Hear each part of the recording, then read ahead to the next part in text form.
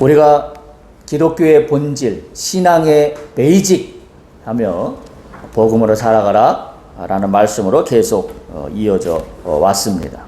특별히 오늘 갈라디아서를 마무리합니다. 갈라디아서 마무리하면서 다시 한번 이 봉독하는 가운데 제 마음속에 들어온 말씀은 18절입니다. 18절 바울이 다시 갈라디아 교인들에게 이 갈라디아서 서신을 마무리하면 마지막으로 부탁하는 말. 대개 사람들이 제일 마지막에 부탁하는 말이 정말 가장 하고 싶은 말을 담는 말이 아닐까요? 뭐 그렇게 생각한다면 오늘 바울이 마지막 갈라디아서 6장 18절 갈라디아서를 마무리하며 우리에게 당부하는 말입니다. 여기 보면 형제들아 너희 심령에 있을지어다 라고 마무리를 해요. 근데 무엇이 있을지어다? 우리 주 예수 그리스도의 은혜가 너희 심령에 있을지어다. 무슨 이야기예요? 갈라디아서를 통하여 바울은 자신이 하고 싶은 이야기를 마무리하지만 이게 끝이 아니다. 내가 바라는 것은 영원토록 너희 심령 가운데 있을 건 뭐냐? 주님의 은혜밖에 없다. 주님의 은혜밖에 없다. 그러면서 앞에 한 글자 더 붙여놨어요. 예수 그리스도 앞에 한 단어를 더 붙여놨습니다. 무슨 단어예요? 우리 주예요. 다 뭐예요? 그러니까 나의 주예요. 나의 주. 예수 그리스도의 은혜. 두 가지예요. 나의 주, 예수 그리스도의 은혜. 이것이 우리 심령에 있어야 하는 것이 전부입니다. 그래서 말씀드린 대로 복음으로 살아가라라고 하는 것은 내가 주인으로 섬기고 있는 나의 주 예수 그리스도의 은혜가 내 속에서 늘 나를 지배하는 겁니다. 은혜가 나를 지배해야 돼요. 다른 건 무엇도 나를 지배하게 허락해서는 안 된다는 이야기입니다. 그게 기독교인의 본질이에요. 우리는 뭘로 살아가는 사람이다? 예수 그리스도의 은혜로 살아가는 사람이다. 그래서 오늘 이 복음으로 살아가라 마지막 7번째 말씀으로 갈라디아서를 마무리하고자 합니다. 지난주에부터 복음으로 살라 은혜로 살아가는 것이다 라는 걸로 말씀을 이어가다가 지난주에 다 못 마치고 제 2편을 이번 주로 넘어왔습니다. 기억하다시피 은혜라는 단어는 카리스라는 헬라어의 단어였고 이 헬라어의 단어의 의미는 한마디로 뭐냐면 선물이라고 그랬어요. 그런데 이걸 기독교적인 의미에서 사용한 선물의 의미는 하나님께서 우리에게 거저 주시는 사랑. 이게 카리스예요. 거저 주시는 사랑입니다. 그러니까 갈라디아서를 마무리하며 바울이 우리에게 이야기하는 것도 하나님이 너에게 거저 주시는 사랑, 그 사랑이 너희 심령 가운데 있을지어다. 이렇게 마무리를 하고 있는 겁니다. 이 사랑을 펼쳐보면 그 안에 뭐가 있다 그랬어요? 자비함이 있다 그랬습니다. 그 안에 뭐가 있다 그랬냐면 하나님의 너그러우심이 있다 그랬습니다. 그 안에 뭐가 있다 그랬으면 하나님의 기쁨이 그 안에 있다 그랬습니다. 그러니까 예수 그리스도의 은혜가 내 심령에 있을지어다 하는 것은 다른 말로 표현하면 나의 하나님의 자비, 너그러움, 기쁨, 그것이 곧 나의 것이 되어야 하는 겁니다. 그게 은혜로 사는 거예요. 내가 한평생을 살아가면서 은혜로 산다라고 하지만 내 안에 자비로움이 없고 내 안에 너그러움이 없고 내 안에 기쁨이 없다라고 한다면 나는 은혜로 살아간다고 이야기하지 못할 수밖에 없습니다. 그래서 바울이 마지막에 이렇게 당부하고 있는 겁니다. 지난주에 주의 은혜는 거저주는 선물이자 사랑이기 때문에 오해가 두 가지가 있다고 말씀드렸어요. 그 첫 번째 지난주에 말씀드린 건 뭐냐면 그 첫 번째 생기는 오해는 거저주는 것이 은혜이니까 나는 아무것도 안 해도 되지 않냐 라는 게 첫 번째 오해라 그랬습니다. 왜냐하면 하나님은 자비로우시고 너그러우시고 채워주시고 공급해주시고 거저주시는데 내가 뭐 할 게 아무것도 없지 않냐. 이게 첫 번째 오해라 그랬습니다. 그거는 한편으로는 대단히 정확한 표현이지만 다른 한편으로는 내가 뭘 놓치고 있냐면 방종을 놓치고 있는 겁니다. 그래서 제가 말씀드렸어요. 신앙은 뭐가 딱 뒤따른다 그랬죠? 책임이 뒤따른다. 책임이 뒤따른다. 우리가 은혜를 간직하고 산다라고 하는 것은 은혜를 간직하기에 내 심령에 책임을 져야 되는 것들이 있어요. 내 심령이 책임이 있어야 돼요. 그래서 그 책임이 있어야 되는 게 뭐냐? 그게 방종하지 않는 거예요. 그럼 방종하지 않으려면 어떤 책임이냐? 그래서 책임하면 되게 많은 기독교인들이 생각하는 게 뭐냐면 뭔가 율법적인 행위를 통해서 종교적인 책임을 다하려고 그럽니다. 그런 책임이 아니라 그랬어요. 그래서 제가 말씀드린 책임은 뭐라 그랬냐면 attitude라 그랬어요. 태도. 하나님과 나와의 관계 속에서 내가 주 앞에 드리는 태도. 다시 말하면 예배 드리는 태도. 내가 세상에서 살아가는 삶의 태도. 내가 어떤 일을 대할 때 그 일을 대하는 나의 태도. 이것이 진짜 방종하지 않는 거예요. 주일날 교회 와서 예배는 참으로 멋지고 그럴듯하게 드리는데 그 나머지 나의 모든 삶의 전 영역에서의 태도가 얼그러져 있다라고 한다면 나는 방종하는 겁니다. 그저 내 마음대로 살고 마는 거죠. 그래서 내 마음대로 내 뜻대로 라는 표현이 그래서 나오는 겁니다. 그러니까 우리가 이 오해를 잘 바로 잡아야 돼요. 많은 사람들이 은혜는 거저 주는 거니 난 아무것도 할 필요가 없다. 그래서 내가 생각한 내가 판단한 대로도 그냥 다 살아버려요. 왜냐면 내가 생각하고 판단한 대로만 살아도 하나님이 다 알아서 해줄 거니까. 네, 오만입니다. 만약에 성경이 그렇다 그러면 예수 그리스도께서 이 땅에 오셔서 나를 구원하셔서 십자가에 돌아가실 이유가 아무것도 없어요. 왜냐면 하나님이 알아서 해주실 건데 예수님이 뭐하러 나를 대신하여서 내 죄를 짊어지고 십자가에 죽는 일까지 벌어집니까? 전혀 쓸데없는 일이 되어버리고 맙니다. 예수께서 나의 죄성을 짊어지고 나를 대신하여 십자가에 죽으심으로 말미암아 나를 구원하셨다는 의미는 뭐냐면 나도 그 길을 따라가야 된다는 책임이 나에게 동반되어 있는 겁니다. 왜냐하면 예수님은 나의 대표자이시기 때문에 인간의 대표로 오셨기 때문에 그래서 우리가 예수를 본받는 삶을 산다는 것은 그분을 따라가는 거예요. 그럼 그분이 이 땅 가운데 보여주신 한번 복음서를 통해서 잘 생각해 보세요.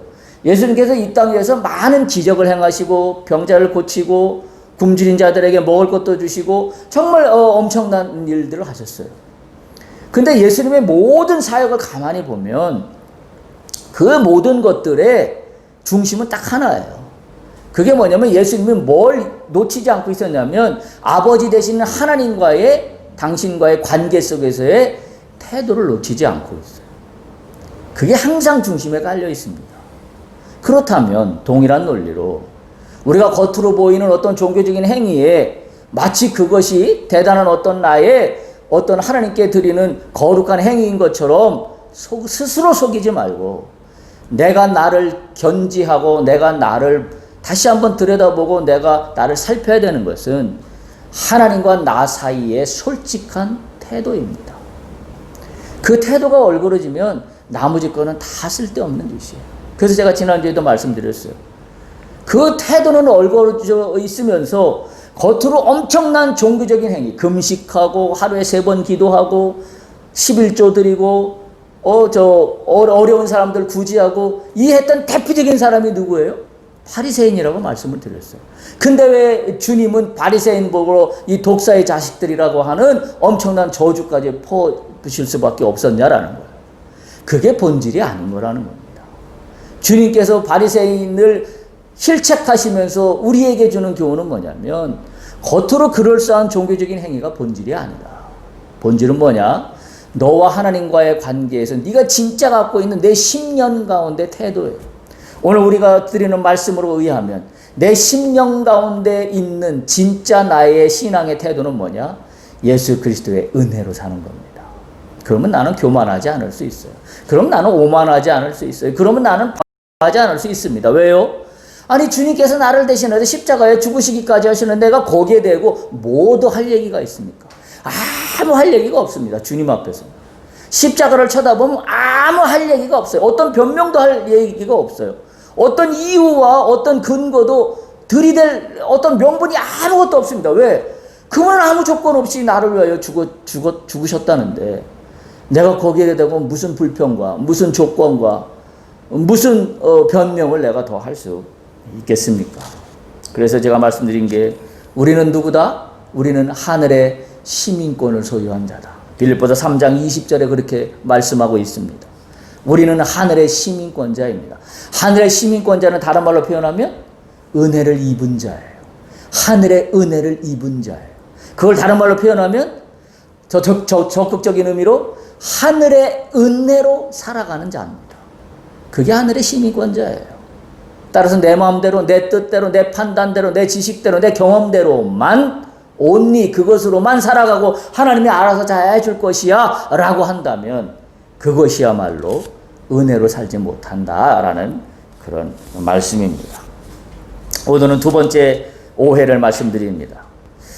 사람들이 이 은혜는 거저주는 것이라고 하니까 거저주는 것이라는 거에서 이 은혜를 떠올릴 때 오해하는 두 번째 것은 내가 생각한 대로, 내가 기도한 대로 이루어지는 것이 은혜다 라고 오해합니다.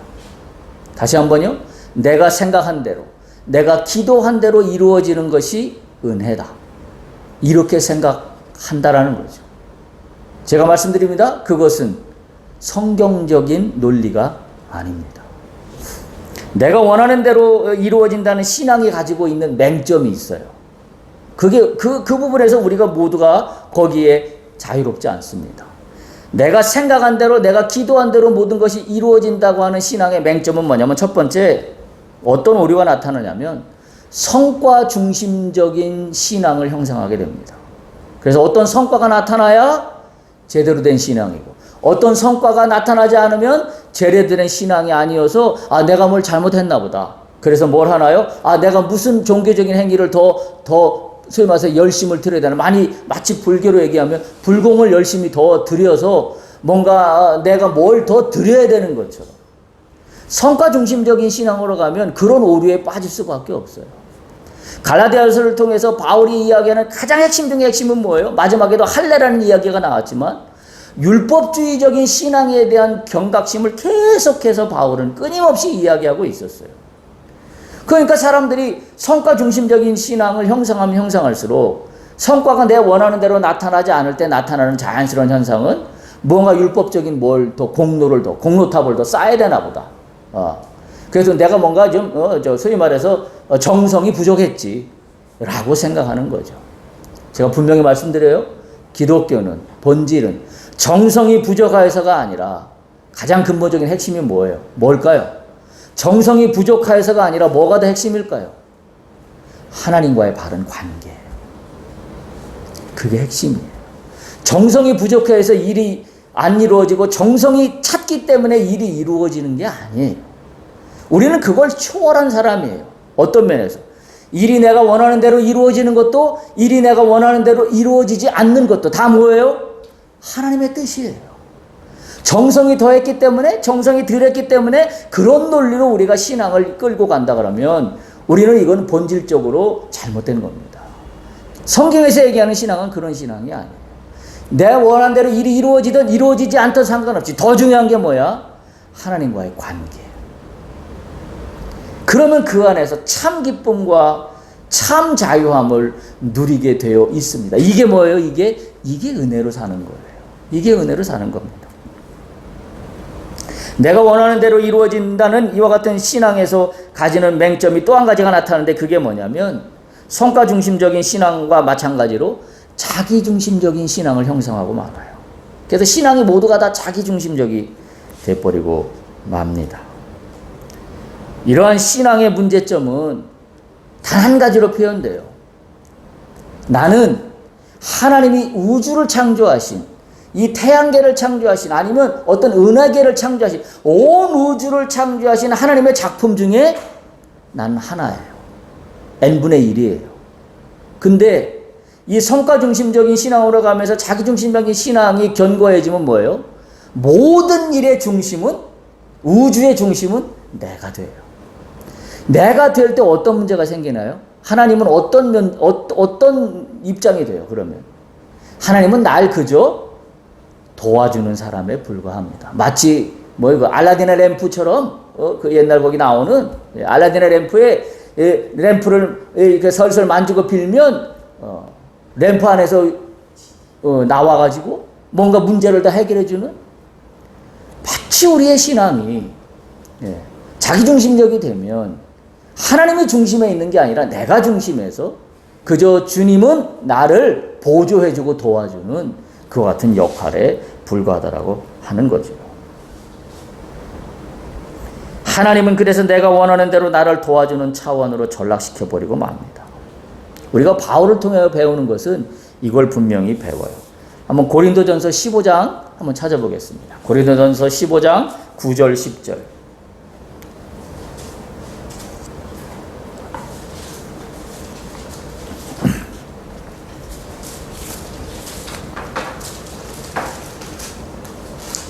고린도전서 15장 9절 10절.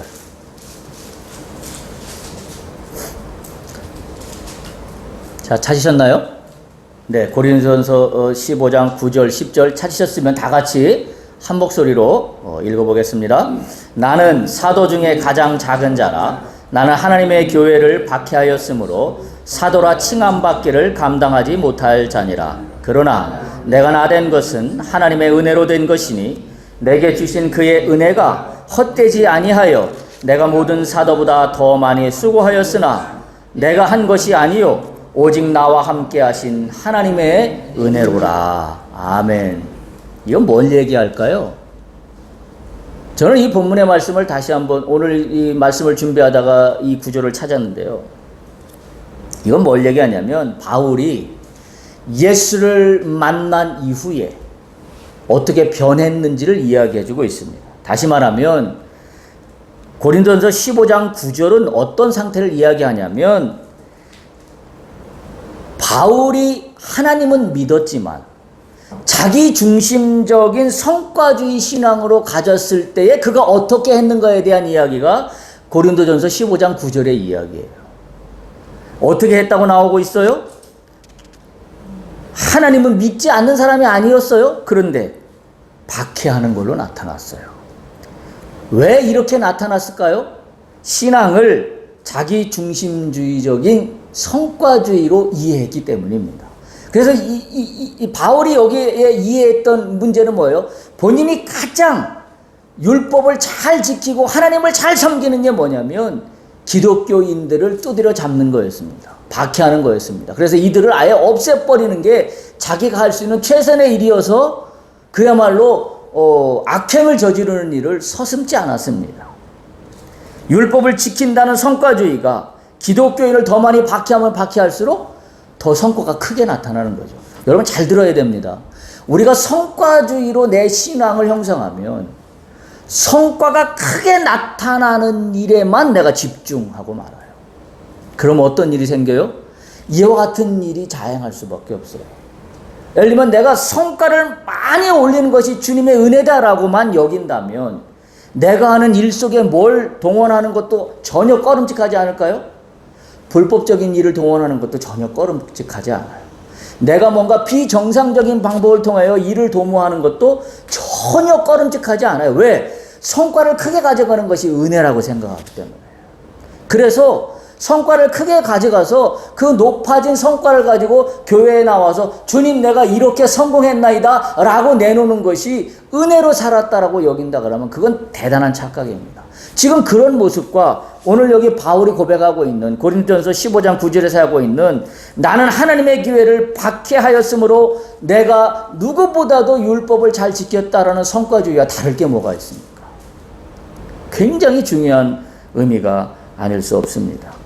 바울이 철저히 이전에 종교 지도자로 산 것은 겉으로는 유대기를 위해서 율법을 지키는 가장 합리적인 행동인 것 같았지만 사실은 뭐예요? 은혜가 아닌 성과주의의 노예로 사는 겁니다.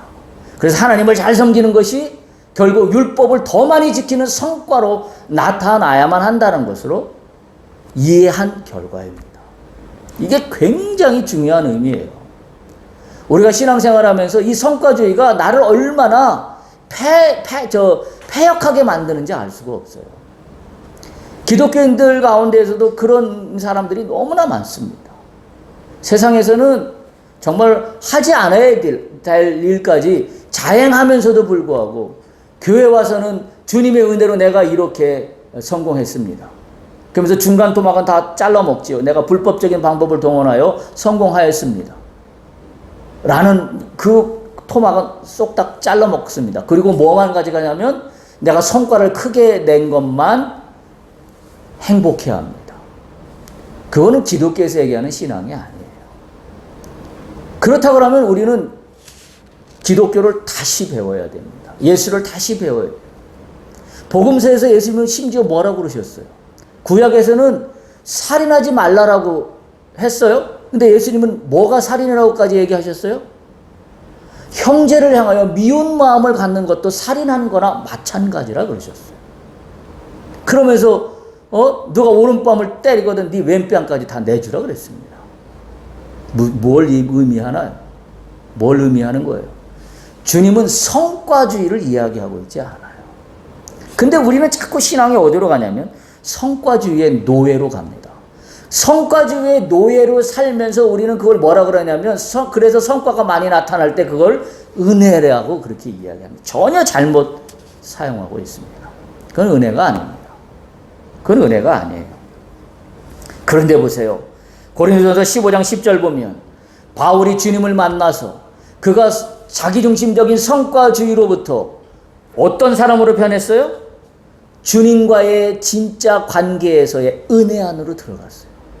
그랬더니 10절에 이렇게 고백하는 겁니다. 내가 나된 것은 하나님의 은혜로 된 것이다.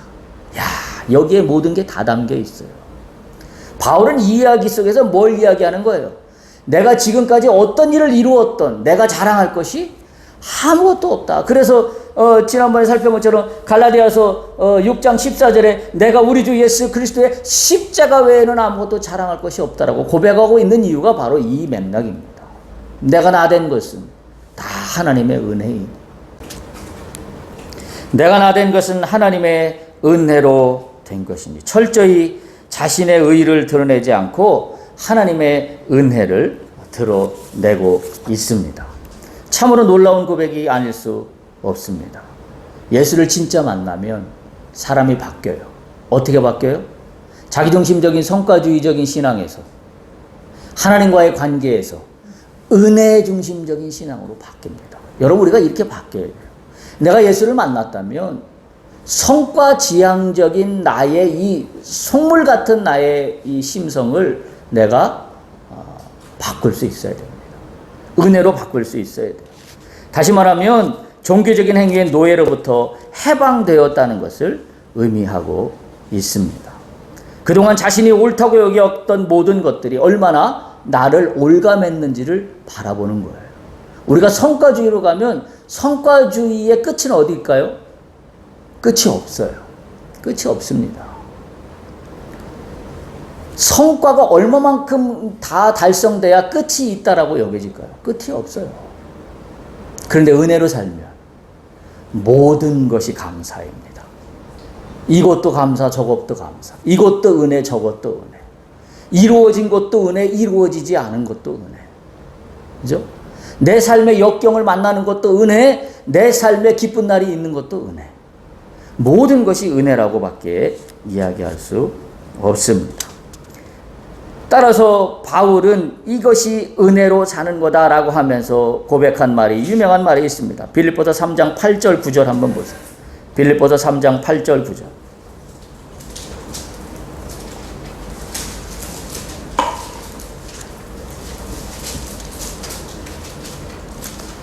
빌립보서 3장 8절 9절.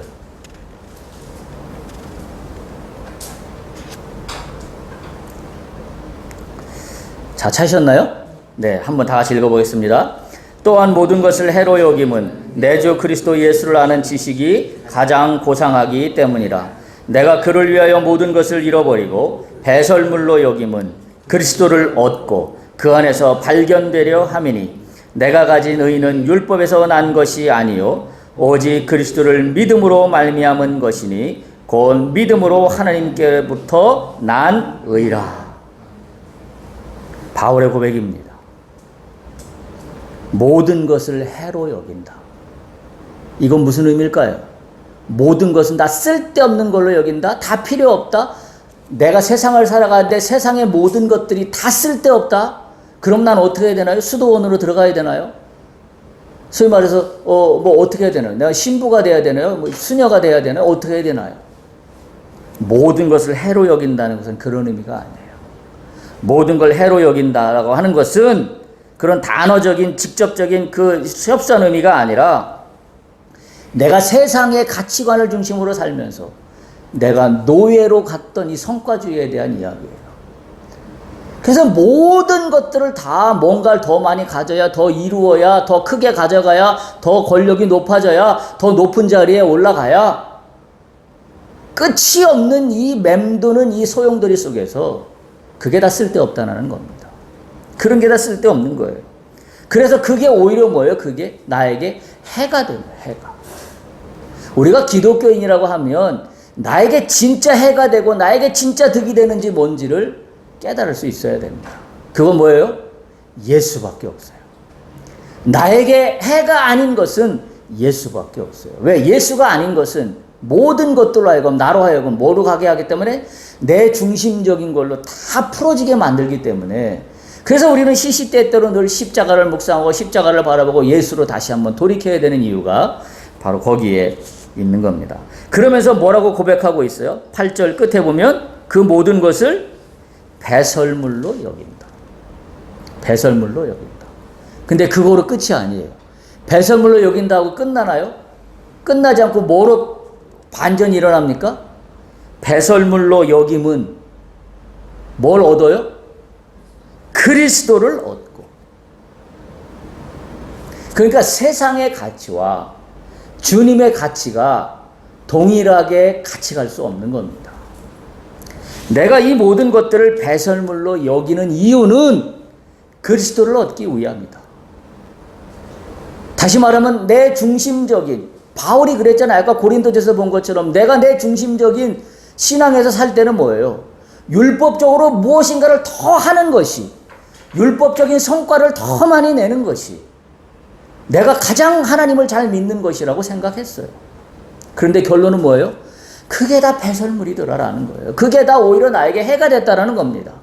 그러면서 뭐라고 고백했어요? 그게 아니라 모든 것이 주님의 은혜였다는 걸 내가 이제 깨달았다. 그걸 고린도전서에서 고백했던 거와 마찬가지로 바울은 이 모든 것을 배설물로 여김은 그리스도를 얻고 그 다음에 뭐예요? 그 안에서 발견되려 함이라. 바울이 발견한 성과는 바로 다름 아닌 자기중심적으로 뭔가 더 많이 드러나는 그와 같은 행위의 성과가 아니라 은혜밖에 없다는 것을 바울은 발견하고 있어요. 그래서 바울은 그렇게 고백합니다. 그래서 그가 고백하는 것이 뭐가 더 중요하다고 고백하냐면 바로 예수를 아는 것이 더 중요하다. 3장 8절 보세요. 빌립보서 3장 8절에 보면 그 모든 것을 해로 여기면 내 주 그리스도 예수를 아는 지식이 가장 고상하기 때문이다. 주님을 아는 지식이 가장 고상하다. 우리도 그렇게 결단할 수 있으면 좋겠어요. 내가 살아가는 동안에 내가 예수 나의 주님을 아는 지식이 가장 고상하다. 할렐루야. 이 고백들이 우리 속에서 넘쳐나야 합니다. 그리고 바울이 고백한 게 빌립보서 3장 9절 앞에 시작하는 겁니다. 그래서 나는 예수 안에서 발견되려 합니다. 예수 안에서 발견되려 합니다. 제가 많이 인용했던 본문입니다. 제가 가장 좋아하는 본문이 바로 이 부분입니다. 이 9장 맨 앞에 있는 거. 그 안에서 발견되려 함이니. 우리 모두가 그 안에서, 주님 안에서 발견되는 하루하루를 살아가는 거, 그게 은혜예요. 다른 게 은혜가 아닙니다. 이 시간 다시 한번 우리가 결단할 수 있으면 좋겠어요. 성과주의적인 내 중심적인 신앙으로부터 내가 변하겠다. 바뀌어야겠다. 뭘로? 예수 안에서 날마다 발견되는 은혜의 사람으로 바뀌어야 되겠다. 그것이 우리가 지향해야 될 신앙의 본질이에요. 신앙의 베이직입니다. 그걸 우리는 복음으로 사는 것이다. 이렇게 이야기합니다. 어찌 보면 신앙은 이게 전부예요. 이게 은혜로 사는 것이고 이게 믿음이에요. 믿음은 은혜로 주어지는 거예요. 우리가 가장 또 착각하는 쪽에 하나가 믿음은 나의 의지라고 착각합니다. 믿음은 나의 의지로 얻어지는 게 아니에요. 믿음은 빌립보서 3장 9절 보세요. 어디로부터 나는 게 믿음이라고 되어 있어요? 빌립보서 3장 9절. 하나님께로부터 난 게 믿음이에요. 우리가 이걸 분명히 기억해야 됩니다. 대부분 많은 사람들이 믿음을 상식적인 판단에서 내가 뭔가 굳센 의지와 결단을 하는 거, 그래서 될 수 있어, 내가 굳센 마음을 먹는 것을 믿음이라고 생각하는데 그게 아니에요. 그거는 다른 종교에서 얘기하는 믿음이고 우리가 상식적으로 얘기하는 믿음이에요. 믿음은 어디서 난다? 하나님께로부터 나는 것이다. 그때 그 믿음이 의라 여겨지는 겁니다. 우리의 믿음이 의라 여겨지지 않는다고 한다면 그건 제대로 된 믿음이 아니에요. 그냥 내 중심적인, 그러니까 내 의지로 반로하는 믿음은 다른 말로 표현하면 뭐예요? 내 중심적인 성과지향적인 면에서 나오는 나의 의지의 표현일 뿐이에요. 그건 믿음이 아닙니다. 믿음은 하나님으로부터 난 것입니다. 이게 뭐하고 같이 간다? 이게 은혜하고 같이 가는 거예요. 이게 은혜하고 같이 가는 이야기입니다. 신앙을 은혜가 아닌 성과로 이해한 대표적인 인물이 있어요. 그래서 망쳤던 인물이 성경 인물 중에 많이 나옵니다. 그 중에 대표적인 인물이 사무엘서에 나오는 사울 왕이에요. 사울 왕 누가 왕으로 세웠나요? 하나님이 세우셨어요. 근데 사울 왕은 어떤 왕이에요? 실패한 왕입니다. 아니, 하나님이 세웠는데 왜 실패합니까? 우리가 이 부분에서 우리 스스로를 잘 돌아봐야 됩니다. 하나님이 세웠는데 하나님이 세운 왕이면 실패하지 말았어야죠. 근데 왜 실패합니까? 그 이유는 뭐예요? 신앙은 우리에게 책임이 뒤따른다는 말을 기억할 수 있어야 합니다. 하나님이 세웠기 때문에 나는 아무것도 안 해도 된다라는 게 아니라는 말씀이에요. 사울이 잘못한 건 우리가 다 알다시피 사무엘 선지자가 멀리 있었어요. 근데 오기 전에 먼저 제사를 드렸어요. 그때 당시 제사는 누가 드려야 됐어요? 제사장이 드려야 돼요. 근데 왕이 제사장 역할까지 한 겁니다. 그래서 하나님이 대노하십니다. 진노하십니다. 그래서 사실은 그거로부터 사울 왕이 벗어나기 시작합니다. 그냥 보면 우리가 이해하기 힘들어요. 아니, 제사 드린 게 뭐 잘못됐어? 하나님한테 예배한 거 아니에요. 뭐가 잘못됐습니까? 예배했는데. 핵심은 뭐예요? 그게 아니에요. 그러니까 우리는 예배를 뭘로 보냐? 예배를 형식적인 어떤 눈에 보이는 행위로 예배를 이해하기 때문에 그래요. 하나님이 원하시는 예배의 행위의 진짜 본심은 뭐예요? 애티튜드예요. 제사장 역할과 왕의 역할이 그때 당시에 뚜렷하게 구별되어 있었는데도 불구하고 사울이 제사장의 자리에 덜커덕 올라가 앉은 겁니다. 그러면서 겉의 모습은 예배 드렸는데 그 예배를 하나님이 기뻐하시 않으셨다라는 이야기입니다. 그건 다른 말로 표현하면 뭐예요? 사울은 자기의 신앙을 어떻게 이해한 거예요? 자기중심적인 성과주의로 이해한 거예요. 왜 이런 일이 발생했냐면 그 사무엘상 13장 8절에서 13절 보면 이야기가 쭉 나오는데 여기서는 찾아보지는 않겠습니다. 무슨 이야기가 나냐면 상황이 긴박하게 돌아가요. 상황이 어떻게 돌아가냐면 블레셋과의 전투를 앞두고 있는데 블레셋 사람들이 진영을 쫙 정비한 게 눈앞에 보여요. 그러니까 지금 전쟁을 치러야 되는 사울 입장에서는 지금 마음이 콩닥콩닥한 겁니다. 불안한 겁니다. 근데 그때 당시에 전쟁은 하나님께 속한 것이기 때문에 전쟁을 하려면 제사를 먼저 드렸어야 되는데 이 제사장인 사무엘이 오지 않으니 지금 사울 왕이 마음이 급한 겁니다. 좀 그런 상황이에요. 더군다나 사무엘은 오지 않아요. 근데 막 백성들이 또 흩어지는 일이 발생해요.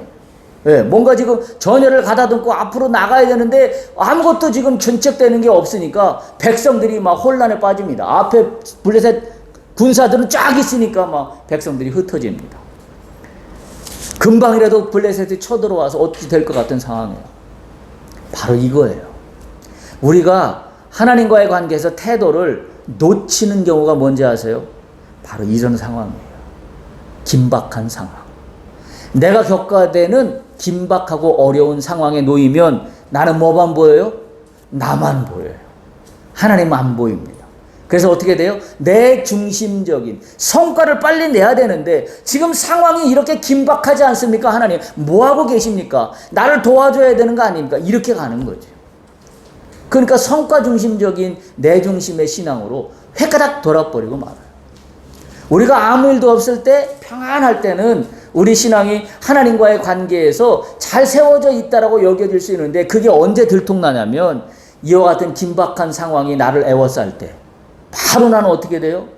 내 중심적인 성과주의적인 신앙으로 해가닥 돌아가 버리고 맙니다. 사울은 거기서 실패한 거예요. 그러면 어떡하냐고요? 우리는 어떡하냐고요? 그 반대되는 이야기를 해준 사람들이 있습니다. 어떤 사람들이에요? 신앙을 성과가 아닌 은혜로 이해한 사람들이에요. 그 대표적인 사람이 다윗이에요. 우리가 너무 잘 알지 않아요? 다윗이 굴 안에서 자기를 평생 죽이려고 쫓아다니던 사울왕을 발견합니다.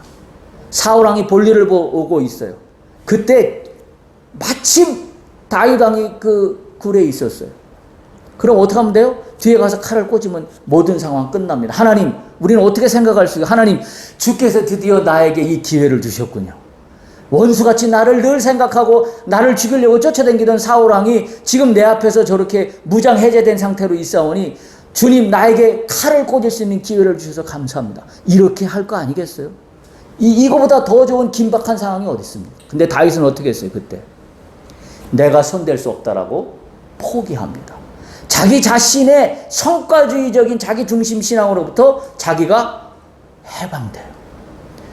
하나님이 세우신 왕을 내가 함부로 해할 수 없다라고 고백합니다. 그 기회가 2번이나 있었어요. 그럼에도 불구하고 다윗은 사울왕을 죽이지 않고 그 모든 것을 자기가 포기하고 뒤돌아서 나옵니다. 하나님은 그걸 보시는 거예요. 신앙은 뭐예요? 성과를 높이기 위해서 내가 어떤 종교적인 행위를 많이 쌓아서 공로를 많이 쌓았다는 게 아니라 하나님은 뭘 보세요? 당신과 나 사이에 태도를 보시는 거예요. 네가 나를 진정으로 너의 주라, 네가 나를 고백하고 있느냐. 다윗은 거기서 통과한 거예요. 다윗이 그걸 고백한 거 아니에요. 하나님이 세우신 왕을 내가 내 마음대로 해할 수 없다는 건 뭐예요? 당신은 나의 주인이십니다. 나의 왕이십니다라는 걸 주님 앞에 다윗이 고백하고 있는 겁니다. 기가 막힌 말씀이 아닐 수 없어요. 요셉도 그러하지 않았습니까? 요셉도 원수가 풀다면 원수가 풀 일이 얼마나 많았겠어요. 그 요셉처럼 억울함을 당한 인생이 어디 있을까요? 누명을 쓰고 감옥에 갇히고, 협조 안 했다고 감옥에 갇히고, 심지어는 어렸을 때 형들에게 팔려가고. 그런데 어떻게 돼요? 마지막 창세기 50장 보면 이 모든 것은 다 하나님께서 하신 것이다. 하나님이 하신 것이다. 내가 어찌 하나님을 대신하리요? 그 이야기는 다른 말로 표현하면 뭐예요? 나는 그저 주님의 은혜로 사는 사람일 뿐입니다. 만약에 우리가 자기중심적인 성과주의로 갔다 그러면 요셉도 이렇게 마무리되지 않았을 겁니다. 그렇지 않아요? 요셉도 뭔가 하나님이 주신 기회라고 생각하고 자기의 욕심대로 성과를 이루어냈을 겁니다. 그러나 그 성과는 결국 자신을 패망하는 길로 몰고 갔을 것이 뻔합니다. 성경의 진리를 보면. 그런데 요셉은 그러하지 않았다라는 사실입니다. 잘 기억하셔야 됩니다. 은혜 안에 사는 사람들은 어떠한 환경과 고난을 만나더라도 거꾸로 주님의 은혜를 놓치지 않습니다. 할렐루야. 주님의 관계를 놓치지 않습니다. 따라서 우리가 은혜를 누리기 위해서는 가만히 있어도 되는 문제가 아니라 어떻게 해야 되냐면 오늘 읽은 로마서 5장 2절이에요. 로마서 5장 2절 한번 보시겠습니까? 우리가 은혜로 누리기 위해서는 어떻게 된다라고 기록하고 있냐면 은혜 안으로 들어가야 된다라고 기록하고 있습니다. 로마서 5장 2절입니다. 또한 그로 말미암아 우리가 믿음으로 서 있는 이 은혜에 들어감을 얻었으며 하나님의 영광을 바라고 즐거워하느니라. 우리가 은혜대로 사는 사람의 영적 태도는 뭐냐면 은혜 안으로 들어가야 됩니다. 은혜 안으로 들어가야 된다라고 오늘 성경이 표현하고 있습니다. 은혜에 들어간다는 말이 무슨 말일까요? 은혜 안에 들어간다는 말이 하나님과의 바른 관계를 설정하는 걸 의미합니다. 그게 은혜 안으로 들어가는 거예요. 그것이 뭐가 된다라고 기록하고 있어요? 5장 2절에 보면 내가 은혜 안에 들어가는 것이, 다시 말하면 하나님과의 바른 관계를 세우는 것이 뭐 어떻게 된다라고 기록하고 있습니까? 하나님의 영광이다라고 기록하고 있어요. 참으로 귀한 말씀이 아닐 수가 없습니다. 이것이 믿음입니다. 이것이 믿음이에요. 거기 5장 2절 보세요. 이 이야기를 다 기록하고 있어요. 우리가 믿음으로 서 있는 이 은혜에 들어간다 이렇게 표현하고 있습니다. 믿음으로 서 있다라는 것이 바로 하나님과의 바른 관계를 설정하고 있는 것을 이야기하고 있습니다. 따라서 믿음은 내가 원하는 것에 대한 강력한 의지가 아닙니다. 믿음은 은혜에 들어가는 겁니다. 이 은혜에 들어갈 때 우리가 하나님과의 바른 관계가 세워지고, 이 하나님과의 바른 관계가 세워질 때 하나님의 영광이 드러나고, 그리고 즐거움과 기쁨이 내 삶을 주장하게 된다는 사실입니다. 우리는 주님과의 바른 관계를 세우는 거에 관심을 가져야 됩니다. 가장 집중해야 돼요. 이게 신앙의 베이직이에요. 저한테 신앙이 뭐냐고 물어보신다면 저는 한마디로 저한테 정리하라고 한다면 저는 이 얘기밖에 할 게 없습니다. 신앙은 하나님과의 관계입니다. 이게 신앙이에요. 어떤 율법적인 공로가 아니라는 사실을 반드시 기억해야 됩니다. 은혜는 주께서 거저 주시는 선물이자 사랑이지만 우리는 그에 대한 상응한 책임을 동반한다라고 말씀을 드렸습니다. 그 책임은 다른 것이 아니라 하나님과의 바른 관계입니다. 이게 은혜로 사는 것이고 이게 믿음으로 산다라고 이야기할 수 있습니다.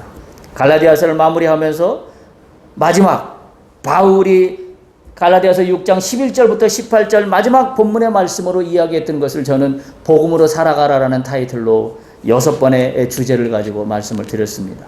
기억을 되돌리고 말씀을 마치겠습니다. 첫 번째는 할례 중심의 육체의 모양을 내려야 하는 신앙으로부터 돌아서는 것, 그게 복음으로 사는 거라고 말씀드렸습니다. 두 번째는 예수 그리스도의 십자가 외에는 자랑할 것이 없는 신앙으로 사는 것, 그것이 복음으로 사는 것이라고 말씀드렸습니다. 세 번째는 오늘도 내가 십자가를 바로 세우고 새로 지으심을 받는 하루하루의 삶이 되는 것이 복음으로 살아가는 것이라고 말씀드렸습니다. 네 번째, 복음으로 살아가는 것은 주의 평강과 긍휼로 살아가는 것이라고 말씀을 드렸습니다. 다섯 번째, 복음으로 살아가는 것은 뭐라고 말씀드렸냐면 예수의 흔적을 지니고 살아가는 것이 복음으로 살아가는 것이라고 말씀드렸습니다. 그리고 마지막 여섯 번째, 복음으로 살아가는 것은 나의 주 예수 그리스도의 은혜로 살아가는 것이다. 이렇게 6가지를 말씀드렸습니다. 우리는 하늘의 시민권자입니다. 할렐루야. 하늘의 시민권자로서 복음을 누리며 복음으로 살아가야 합니다. 복음은 예수 그리스도입니다. 예수 그리스도를 만나야 합니다. 예수 그리스도로 회복되어야 합니다. 예수 그리스도로 나의 삶의 모든 것들이 동행되어야 합니다. 그것이 복음으로 살아가는 것입니다. 할렐루야.